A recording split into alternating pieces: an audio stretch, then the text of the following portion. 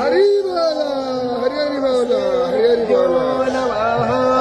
हरे हे ओम नीलाद्रिनाथं जगतामधीशं चिदं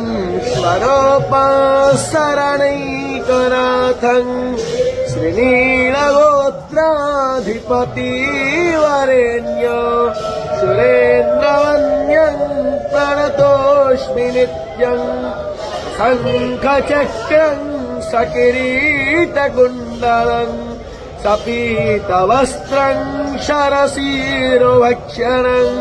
सहारवक्षस्थलकौस्तुभास्त्रियं नमामि विष्णु शिरसाश्चतुर्भुजम्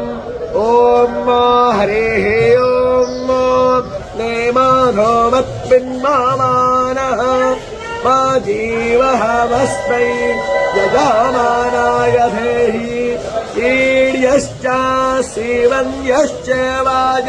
हरि बोला हरि हरि बोला हरि हरि बोला ओणं प्रणवारस्तु वेते दधातु एता ओमस्तु भगा विस्मरो